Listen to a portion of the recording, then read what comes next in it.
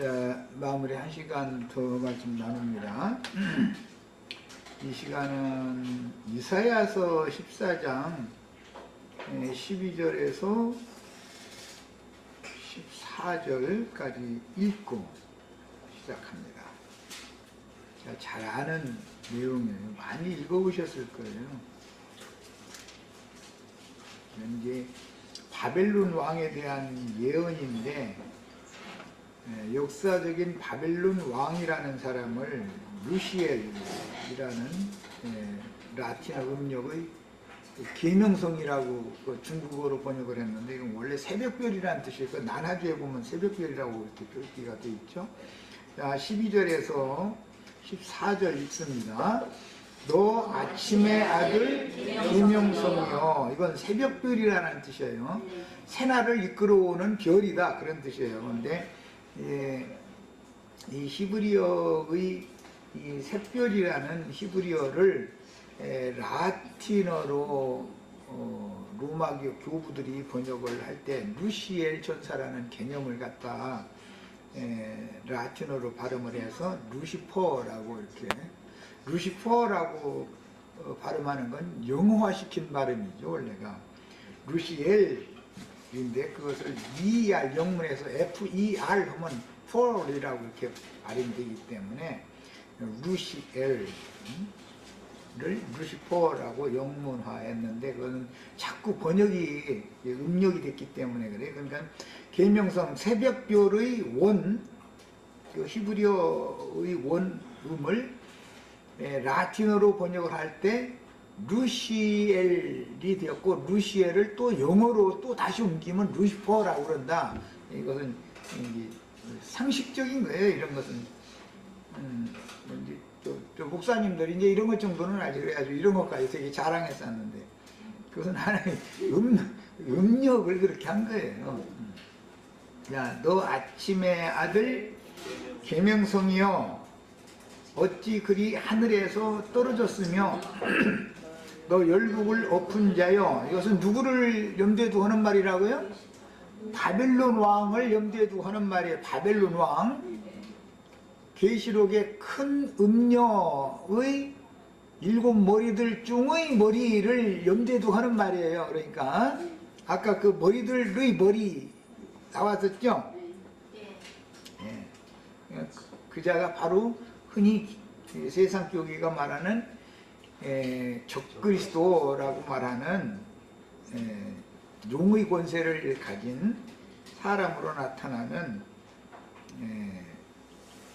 마귀의 사자단 말이야. 야, 어찌 그리 하늘에서 떨어졌으며 너 열국을 엎은 자여, 어찌 그리 땅에 찍혔는고. 이제 하늘에서 별이 떨어지는 이야기는 계시록에 이제 양면에서 나와요.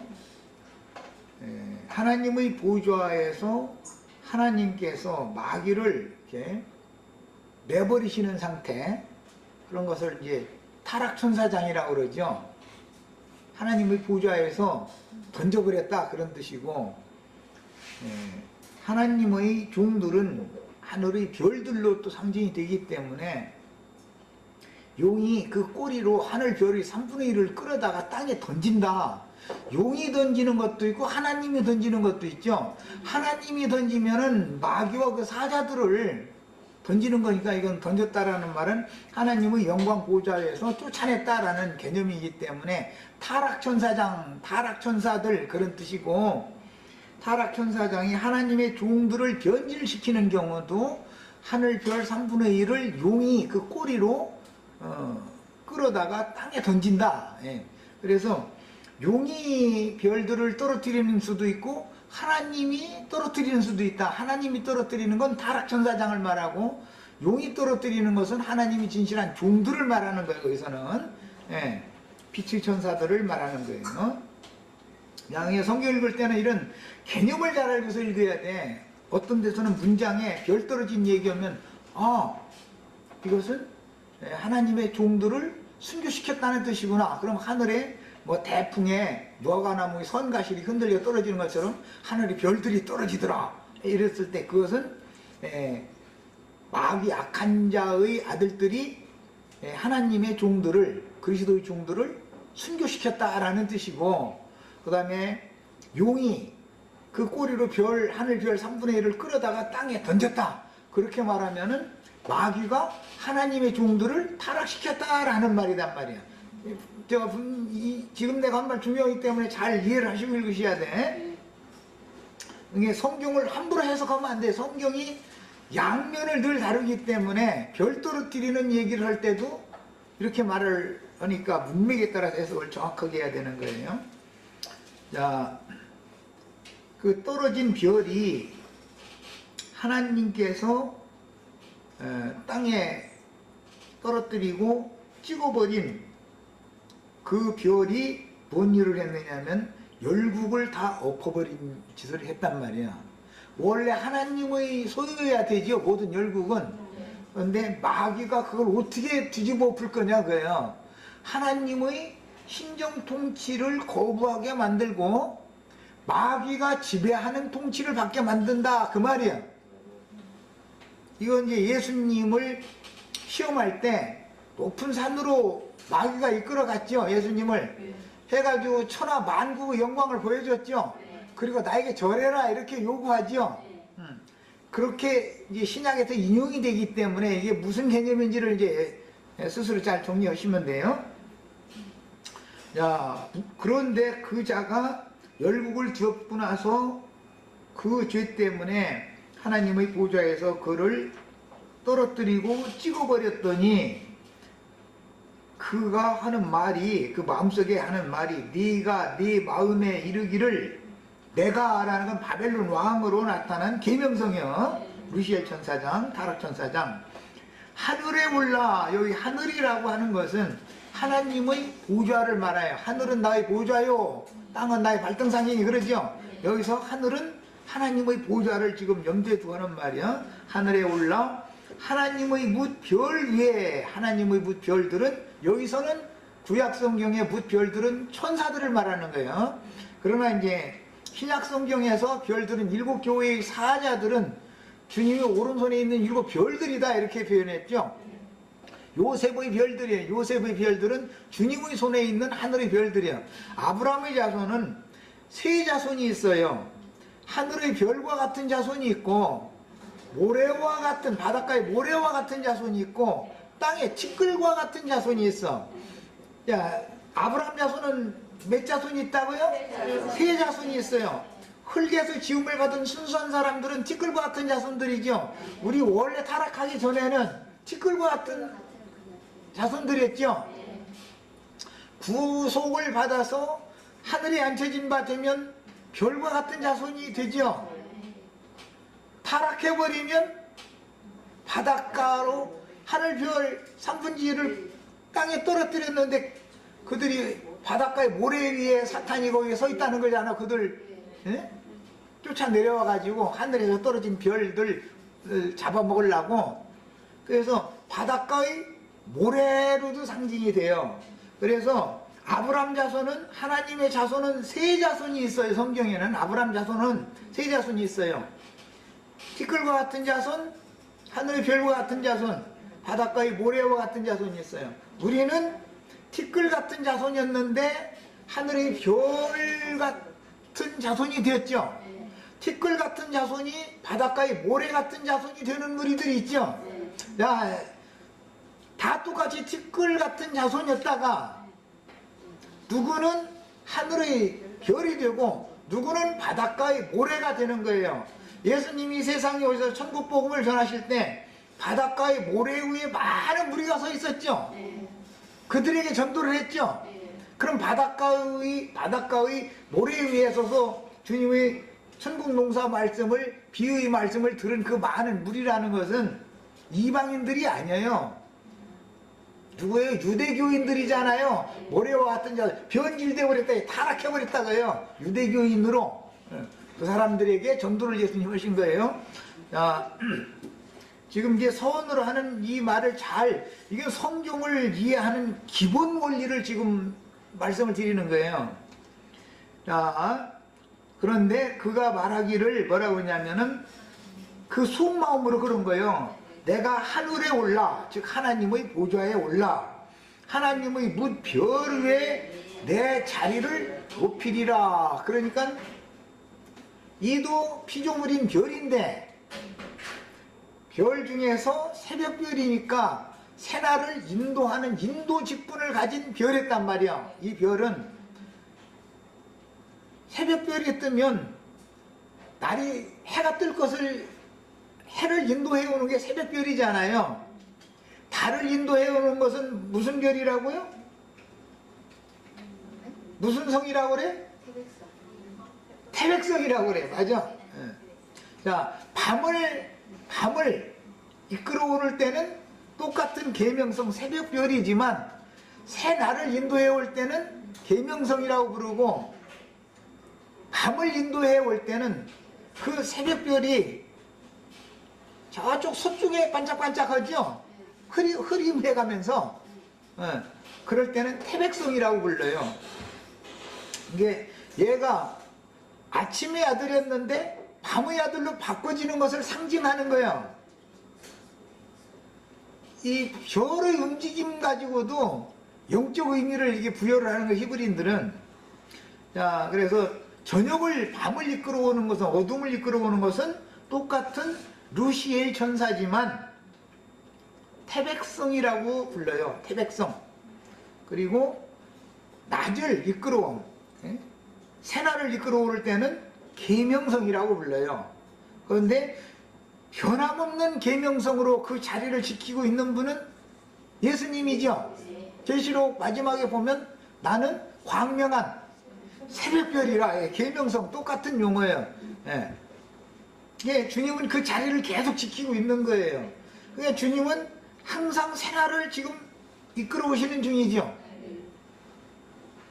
마귀는 언제나 밤을 이끌어와요. 언제나.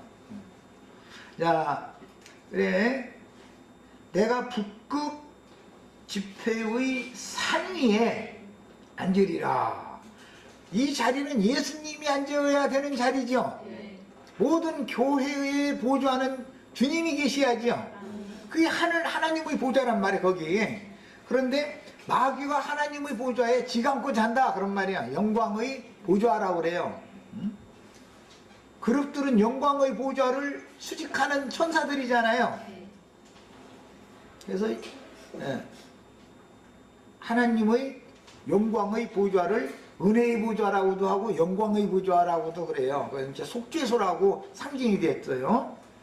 자, 그런데 그 자리를, 하나님의 영광 보좌를 마귀가 지가 뺏어가지고 지가 하나님의 영광을 다 받으려고 한다. 누구한테? 뭇별들한테 지가 모든 영광을 받으려고 그런다 이거야. 그게 뭇별들한테 받는 거니까 불신자들한테 영광 받는 게 아니죠. 지금 바벨론 왕이 하는 짓이 뭔 짓인지 아시겠죠? 큰 음녀의 일곱 머리들이 하는 짓이 하나님의 영광을 도적질한다, 그 말이야. 그것은 내가 길게 설명하지 않아도 교황, 대주교, 뭐 당회장 목사님, 총회장 목사님 뭐 하면은 그 사람들이 실제는 성도들이 예배를 주님께 한다고 그러지만 중간에서 그 교황, 당회장 목사가 중간에서 하나님 예수님께 드리는 예배를 지가 다 받아먹고 앉았죠. 헌금도 받고 영광도 받고 존경도 받고 모든 걸 다 받아버려. 이렇게 말하면 목사님을 존경해야지. 존경하는 것과 우상 숭배하는 것과는 달라요. 존경해야죠. 자기 영혼을 하나님의 영광 앞으로 인도해주는 그런 말씀을 맡은 사명자면 당연히 그 존경을 받아야 되는 건 맞아요. 존경하는 문제와 우상으로 숭배하는 문제는 전혀 개념이 다른 거예요. 맹신하지요, 사실은. 성경에 그러한가 해서 오늘 예를 들어서 강대상에서 설교 말씀이 주어졌으면 과연 성경에 그러한가 하고 성도들은 말씀에 비춰야 되는데, 목사님 한 말이니까 뭐 우리야 뭐 알아, 목사님이 그것도 모르겠어, 신학을 하셨다는데 막 이러고 앉았다 이거요. 그건 맹신하는 것이지, 그게 우상 숭배하는 것이지 존경하는 게 아니잖아요. 존경하는 건 인격적으로, 존경한다는 건 그분을 인격적으로 이렇게 잘 대해준다라는 말이고 맹신한다는 말이 아니잖아. 그런데 유명한 목사들은 성도들 다 맹신시키고자 하지, 그냥 인간적으로 존경해 준 것만 해가지고서는 뭐가 서운해하지요. 맹신은 해줘야만, 뭐 전에 저 장희동 그 제일교회인가 그거 뭐 자기 양이면은 뭐 여집사 보고 뭐 어디 내리라고 지 앞에서 내려야 된다고, 그런 놈도 있어. 심지어 아니 남편 앞에서 내리는 건 이해가 되지만 왜 그놈한테서 그걸 내려, 팬티를. 참. 그런데 그게 너무 당연하다고 아멘하고 뒤집어져. 또 그 뭐 그런 말 들으면 좋다고. 아니 아멘 할 말이 따로 있지.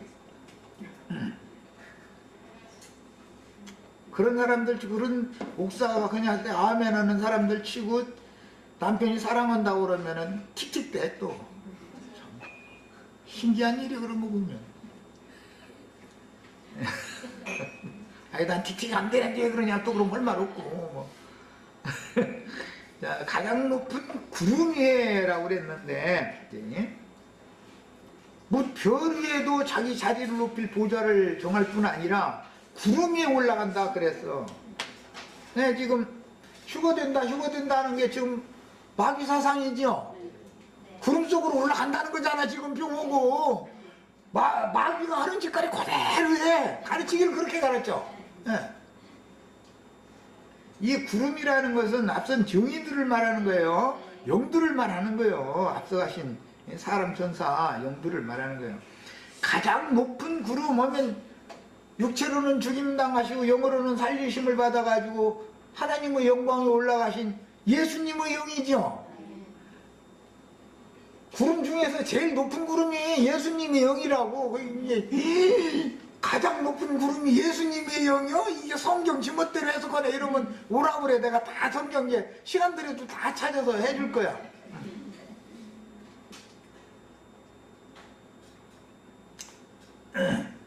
그 다음에 그 예수님의 보다도 지위와 영광을 더 높은 자리에 앉으려고 그런다 그 말이야. 주님은 순종하심으로 인해서 아버지께서 당신의 영광에 이르도록 끌어올려 주셨지만, 그것은 그분의 성품, 인격, 신성과 인성, 그분의 신성과 인격을 그렇게 최고로 모든 인간들이 그 앞에 경배하고 굴복할 수밖에 없는 그런 지위, 위치에다 올려놔 주셨다 그 말이지. 예수님이 허공 어디 여기에서 어디로 북극성에 있는 새벽별 넘어 어디로 간다 자꾸 그랬었는데 어디로 가? 거기는 영하 몇백 도로 하는데 거기 가서 얼어 죽으려고 거기가? 이게 얼마나 어리석은 소리들이야. 그것은 주님께서 하나님의 영광에 오르셨다. 모든 이름 위에 뛰어난 이름을 주시고 그 이름 아래에 모든 무릎을 꿇게 만드셨다. 복종하게 만들었다. 그 말은 예수 그리스도의 신성한 성품과 그 인격이 모든 인간들이 추앙하고 경배해야 할 유일한 신앙의 대상의 자리에 앉혀놓으셨다 그 말이지. 무슨 위치적으로 공기 뭐 어디 지나서 어디 뭐 어떤 별 지나서 막 어디 간다 이런 소리에 싸우면 이거는 너무 맞지 않는 말이요. 그 다음에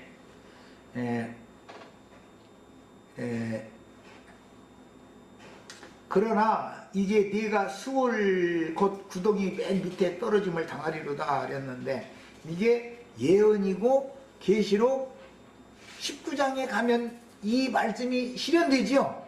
네, 이 말씀이 실현이 되어져요.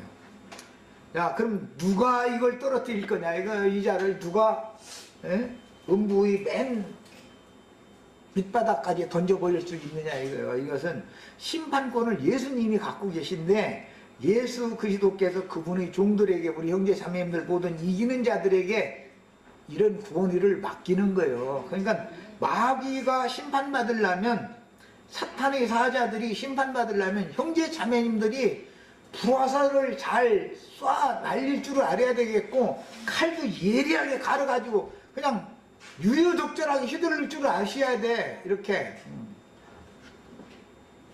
그래야 마귀의 세계가 끝나는 거예요. 그래야 주와 그 그리스도의 나라가 실현되는 것이고. 자, 이번에는 이제 에스겔 34장 14절 읽습니다. 자신의 성경책을 찾아 읽습니다. 에스겔 34장 14절. 자, 찾으셨죠? 자, 읽습니다. 좋은 꼴을 먹이고 그 우리를 이스라엘 높은 산에 두리니. 양들에게 잃어진 양들을 찾아가지고 그들에게 좋은 꼴을 먹이시고, 그 양들이 거할 거처는 양의 우리죠. 양의 우리는 교회를 말하는 거예요. 우리가 지금 양들이 양 우리에 살아야지요. 교회에 사는 이거 상징이요. 우리를 이스라엘 높은 산에 두리니, 그런 걸 보면 좋은 꼴을 먹고 양의 우리에서 잘 안전하게 보호받는 그 구속받은 영혼들, 여기 우리라고 그랬는데, 이 사람들은 이스라엘의 높은 산에 둔다는 거예요. 이 이스라엘의 높은 산이라고 하는 것은 교회를 말한다는 거예요. 그 다음에 그것들이라는 주님이 주시는 모든 좋은 것들이 그곳에 있는 좋은 우리에 누워 있으며, 그곳에 있는 좋은 우리라고 하는 것은 양의 우리를 말하는 것이기 때문에, 구속받은 영혼들의 그 양의 우리라고 하는 것은 교회를 말하는 거예요. 그런데 그 양의 우리가 높은 산이죠. 이스라엘 높은 산에 있죠. 이스라엘 산에서 살찐 꼴을 먹으리라 그랬어요. 에스겔 이번에는 40장 2절을 읽겠습니다.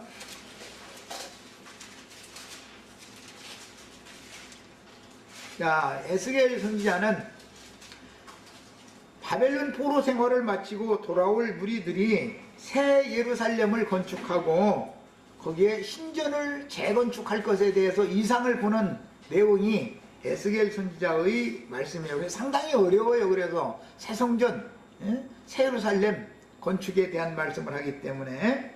자, 읽습니다. 하나님의 이상 중에 나를 데리고 이스라엘 땅에 이르러. 지금 현재 에스겔 선지자는 바벨론의 포로로 있는 중이죠. 그런데 이상 중에 데려간 거예요. 이스라엘 땅에 이르러 나를 매우 높은 산에 내려놓으시는데, 이 산에 바벨론에서 해방받은 영혼들이 여기다 도로 데려다 놓겠다. 지금 이걸 예언하는 거예요. 계시로 보여준 거예요. 에스겔 선지자에게. 그런데 어디냐면 매우 높은 산 위에 내려놓으시는데, 거기에서 나무로 향하여 성읍 형상 같은 것이 있더라. 이 성읍이 새 예루살렘 성이죠.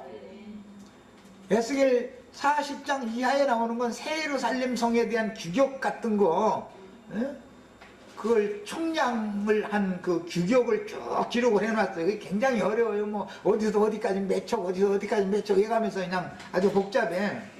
이제 출애굽기를 이해를 해야만, 출애굽기 성전의 그 식양을 이해를 해야만 새 성전, 이것은 부활하신 그리스도의 몸인 교회를 말하는 거예요.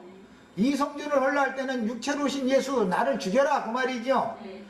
내가 사흘 동안에 새 성전을 지켰다 그 말은 부활하신 그리스도의 몸인 새 몸인 교회를 내가 세우겠다 그 말이단 말이야. 그리스도의 몸은 교회예요. 그리스도의 새 몸은 교회단 말이야. 무너진 몸은 육신으로 오신 예수고. 자, 이번에는 마태복음 4장 8절 인용구이기 때문에 이걸 찾아 읽어봅니다. 자신의 성경으로 읽는 거예요. 마귀가 그를 데리고, 또 그는 누구예요? 예수님이죠. 마귀가 예수님을 데리고 지극히 높은 산으로 가서, 얘는 아주 이사야 14장 때부터 이 지극히 높은 산에 지가 올라가서 보좌를 정하는 것이 아주 꿈이요. 얘 꿈이. 얘는 소망이 아주 야무져. 아주 꿈이. 높은 산으로 가서 그게 뭐 지산이나 되는 것처럼 천하 만국과 그 영광을 높은 산 꼭대기에서 다 보여주더라는 거예요. 그리고 나서 야, 너 나에게 절해. 그럼 내가 이 천하 모든 만국 영광을 너한테 줄게. 이렇게 말했죠.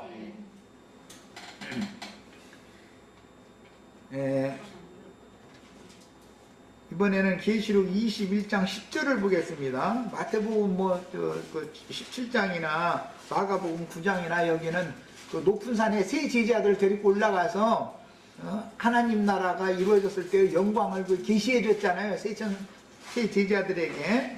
다 읽으면 시간이 걸려서 계시록 21장 10절로 바로 넘어가요. 성령으로 나를 데리고 크고 높은 산으로, 이 크고 높은 산에 모이는 사람들이 이스라엘 백성들이죠. 올라가 광야의 산에 모이면은 타락교회단 말이야. 음력교회단 말이야. 하갈교회. 크고 높은 산으로 올라가는 것이 쉬운 산으로 올라가는 거예요. 사실은 올라가 하나님께로부터 하늘에서 내려오는 거룩한 성 예루살렘을 보이니 그랬어요. 그러니까 신부 안의 성의 계시를 보려면 크고 높은 산에 올라가야 돼요. 모세가 지금 크고 높은 산 꼭대기에 올라가 거기서 죽었다. 그러니까 120살 먹은 할아버지를 그 높은 산 꼭대기에 올라가서 죽어라. 아유, 기왕이면 너 수고했으니까 여기서 편안한데 여기서 그냥 죽어라 그래야지. 그 높은 산 꼭대기까지 올라가서 거기서 죽으라는 건 뭐야 도대체. 그러고 그 모세가 죽은 산도 느보산이요 아바림산이요 어디요 도대체. 그 거리가 2km나 된다는데 모세 키가 2km는 아니고. 이런 것은 모두 계시의 시작점과 계시의 끝점까지를 다 보여주는 것을 이 산에서 저 산까지의 끝에서 끝까지를 다 보여주는 것을 상징하는 말이라는 걸 알 수 있죠. 모세가 무슨 키가 2kg겠어. 그건 말이 안 맞는 말이잖아. 그러니까 성경을 읽을 때는 어떤 산 이야기만 나와도 이것은 지금 뭘 말하고자 한다. 모세가 현재 본 이상에서부터 앞으로 이루어질 이상까지, 시온산 이상까지 먼 거리 2km로 상징이 되었지만 그 먼 거리의 모든 것들을 모세가 다 계시로 받는다 그 말이야. 우리 형제 자매도 오늘 내가 지금 높은 산으로 데리고 올라가려고 하니까 이게 좀 힘이 좀 들긴 들고 막. 이건 계시가 필요해. 그래서 이거는 성경 읽을 때는 큰 음녀의 이상을 보일 때는 계시록 17장, 계시록 기왕됐으니 17장 3절을 봅니다. 자, 읽습니다. 성령으로 나를 데리고 광야로 가니라. 내가 보니 여자가 붉은 빛 짐승을 탄데. 자, 짐승 탄 여자가 큰 음녀죠. 그 큰 음녀는 아브람의 첩이었던 하갈로 상징되었죠. 하갈교회. 거기는 에돔과 아말렉 족속이 거하고 있는 세일산이었단 말이야. 구약성경에서는 시온산에 올라간 자들이 내려와서 세일산에 있는 자들을 다 살라버린다는 거잖아요. 우리 형제 자매님들 다 시온산 가장 높은 산 꼭대기까지 지금 내리고 올라가는 거예요. 이제 다음에 어디로 내려올 거예요? 광야의 산으로 내려와서, 광야의 산, 음녀의 산으로 내려와서 음녀의 산에 있는 자들을 다 불살라버리는 거예요. 어떻게 불살라요? 부엉은 입에서 불 나오죠. 두 증인들은 입에서 불 나와가지고 대적하는 자들 다 살라 죽인다는 거잖아요. 지금 내가 막 여기서 지금 막 여기 둘레 뿜고 있는데 맛을 부리나 막 이러죠. 그런데 이게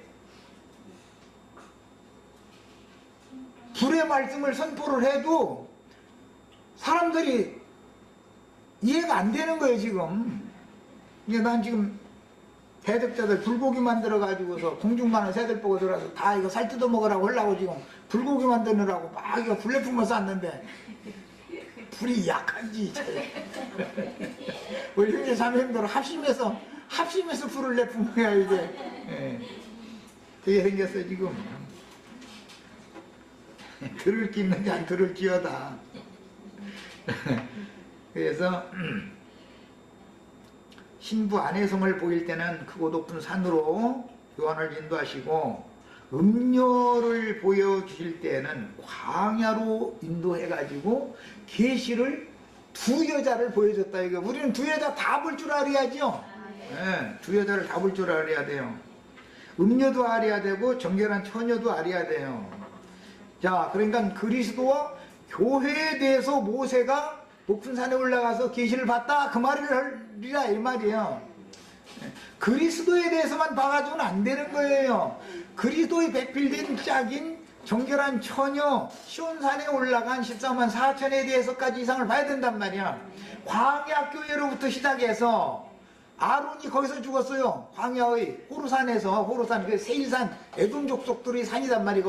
거기서 죽었는데 모세는 여기 느보산에 올라가서 죽었어요. 네, 아바림 산맥에 올라가서 죽었어요. 그러니까 이쪽에서 이쪽까지 다 보는 거예요. 음녀가 뭔지도 알아야 되고 정결한 처녀 어린 양의 신부가 뭔지도 알아야 돼. 자, 신부성은 하늘의 시온산에 있고 음녀 하갈교회 바벨론 교회라고 하는 것은 에돔 광야에 있다는 것을 이미 구약성경에 이렇게 암시를 해놓고 있단 말이야. 이것은 계시가 필요해. 이제 성경을 읽을 때는 왜 산 얘기를 하는데 이렇게 말을 하는가. 이스라엘에게 약속으로 주신 기업의 땅을 멀리까지 바라보는 것은 성도들의 영원한 기업인 그리스도와 교회를 이상 중에 바라보는 것을 상징하므로 아까 이미 멀리 본다라는 것은 시간적으로도 멀고 거리, 공간적으로도 멀다. 이것은 앞으로 될 일에 대해서 미리 보여줬다 그 말이단 말이야. 그런데 현재 내가 있는 이 위치에서부터 앞으로 주님의 신부가 오는 세상에 새로 내려오는 거기까지 완전한 계시를 다 보는 거예요 지금. 네, 모세는 이렇게 계시를 본 사람이단 말이야. 그런데 모세가 그 당시 계시를 본 바대로 모세의 믿음이 실현되기는 앞으로 예수님이 오셔서 구속을 이루시고 부활 승천하실 때, 예수님이 부활하실 때 모세도 함께 부활되어져 가지고 예수님이 승천할 때 모세 엘리야가 함께 승천하는 거죠. 그랬다가 오순절 때 예루살렘 교회로 주와 함께 또 내려오는 거예요. 이것이 1차적으로 교회 시대에 이루어진 것처럼 오늘 우리는 오는 천년 왕국에 그대로 하는 거예요. 또 모세와 엘리야처럼 이 사람들이 구름들이란 말이야. 그 구름 중에서 제일 높은 구름은 예수님 구름이고 우리는 예수님 옹이하는 구름들이요. 천사들에게 옹이 된다 이러는데 이렇게 말하면 우리가 그럼 예수님 모시고 오느냐고. 그렇게 안 하려면 예수 믿지 말아야 돼. 아예 주와 함께 오는 세상에 내려와서 주님이 모든 사람들 앞에서 영광을 받게 만들려면 우리들이 사명이 필요하단 말이야. 그 우리들은 보냄받은 자들이 돼야 되는 거예요. 자, 그래서 모세는 그리스도와 교회를 멀리서 바라본 사명자로 일정을 마치게 마련이며, 모세는 현재는 요단강 건너가지도 못했지만 모세가 계시로 본 바는 예수님이 오셔서 이뤄놓을 거다 이거예요. 멀리서 보는 거예요. 멀리서. 이런 눈을 가진 사람 보고 원시한 눈을 가진 사람이다 그래요. 우리 다 원시한 눈을. 저 자매님들 나 지금 성형외과 오늘 다 눈 이쁘게 수술해 주느라고 그래. 이쁜 분들 다 이게 만들어. 라헬 눈 만들어 주는 거예요. 라헬 눈을 만들어 주려면 야곱의 눈이 있어야 눈이라는 것은 영을 말하는 거고 온 땅에 보내심을 받은 하나님의 일곱 영들이다, 일곱 눈들이다 그러잖아요. 하나님의 눈이라고 하는 것은 눈은 보는 역할을 하죠. 계시를 본단 말이에요. 하나님의 일곱 영들이 내가 이 말을 할 때 같이 보죠. 나 눈 수술해 준다니까 지금 성형외과 의사예요 오늘 내가 지금. 서영재님은 나 눈 깜깜을 올리셨는데 그러면 눈 이쁘면 시력을 내가 고쳐줘가지고 멀리도 잘 볼 수 있게 아주 원시한 눈이야. 시력을 다 4.0으로 지금 고치는 거예요 오늘.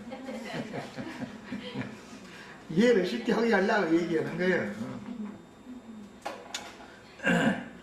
50절에 네 형 아론이 호르산에서 죽어 그 조상에게로 돌아간 것 같이 너도 올라가는 이 산에서, 이 산은 느보산이죠. 아바림 산맥의 느보산에서 죽어 네 조상에게로 돌아가리니. 그러니까 조상에게로 돌아간다라는 표현은 우리의 믿음의 조상은 아브라함이죠. 아브라함의 신앙을 뒤따라갔던, 아브라함의 믿음을 쫓아갔던 모든 믿음의 선진들이 간 그곳으로 나도 간다, 지금 그걸 말하는 거예요. 호르산은 모세 시대의 대제사장으로서 모세와 함께 출애굽한 이스라엘 인도하는 직무를 수행하던 모세의 형은 대언자였죠. 실제 계시를 받기는 모세가 받고, 모세가 가르쳐주는 말을, 모세는 혀가 둔하고 뻣뻣했고 아론은 말쟁이였어. 말을 잘하는 은사를 타고났어. 그래가지고 아론은 대언을 잘했던 사람이요, 이렇게 했어요. 제사장으로 되려면 그 말을 잘해야 돼.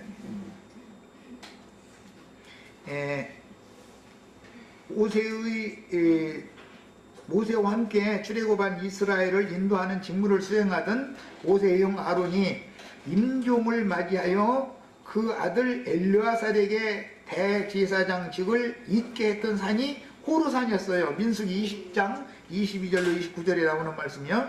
그 산은 가데스 바네아 근처의 에돔 변경에 위치한 에돔 광야의 세일산을 의미한다라고 신학자들 다 그렇게 보는데, 그것은 호르산이라는 산은 현재는 없어요. 그래서 그런 산이, 그 산이 세일산을 말하지 않을까. 에돔 지역의 산이니까 뭐 세일산이 꼭 아닐지라도 에돔 족속들이 거류하는 산이다. 거기서 아론이 죽은 거예요. 그리고 모세는 지금 광야 끝까지, 요단 동편 끝까지 와서 아바림 산맥의 느보산 꼭대기에 올라가서 죽는 거예요. 자,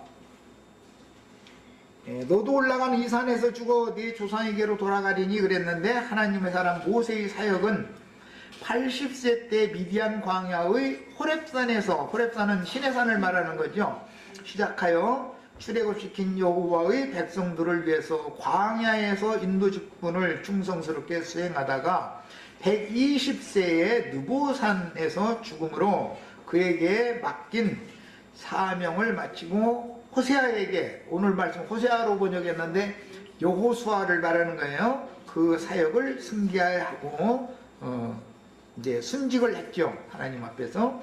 복음서에서 주님은 세 제자들을 높은 산으로 이끌어 모세와 엘리야가 함께하는 천국의 영광을 보여주셨는데, 모세는 대표적으로 율법을 대표한다면 엘리야는 선지자들을 대표하는 거예요.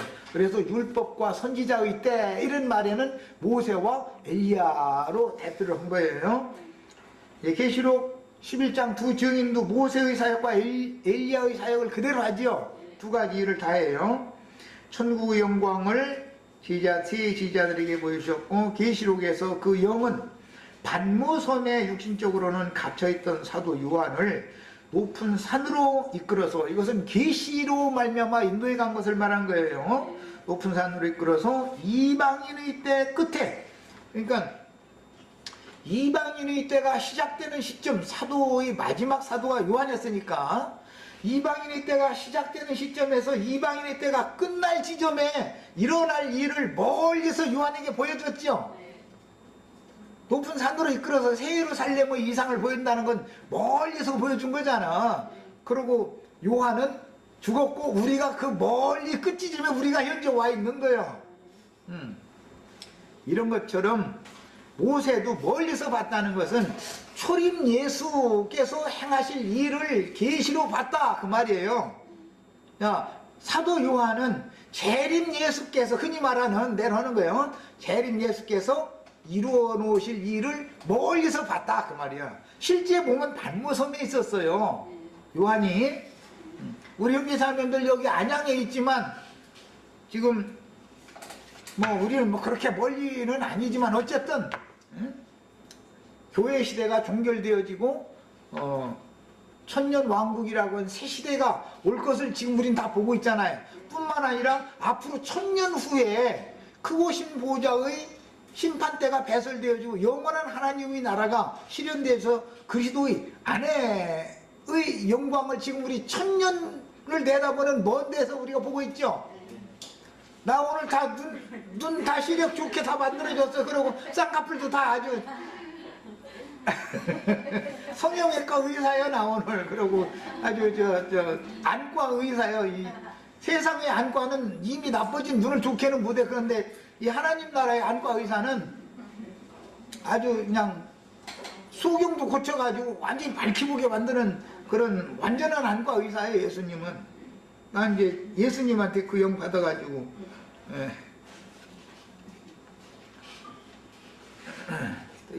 또 이런 얘기하면 그가 막 교만해져가지고 지가 막 안과 의사래 돼, 막 성형외과 의사래도 또 이렇게 소문날까 하면 아니 이제 이게 다 이해를 시키느라 그러는 거예요.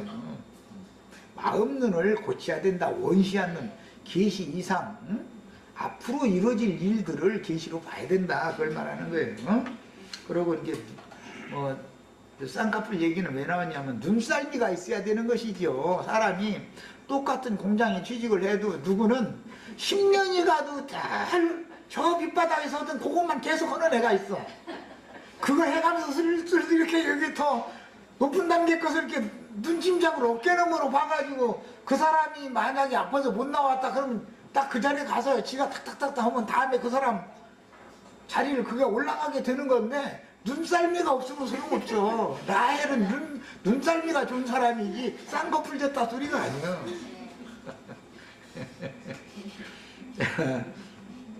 복음서에서 주님은 세 지자들을처럼 높은 산으로 이끄셔서 천국이 실현된 다음의 이상을 미리 보여주었고, 요한사도는 천년이 지난 후의 일까지도, 계시록 20장에 나오는 그 일까지도 멀리서 다 보여줬죠. 보게 해줬죠. 예.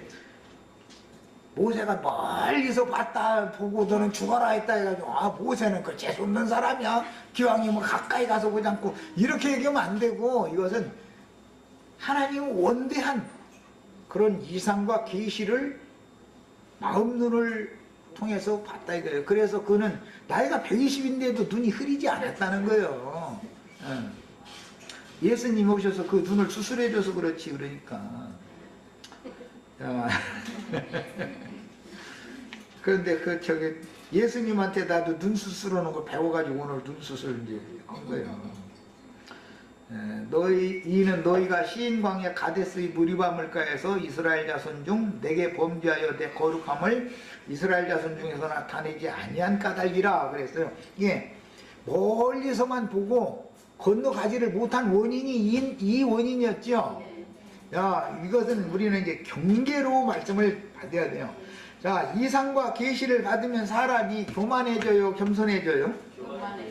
이게 얼마나 어려운 문제지.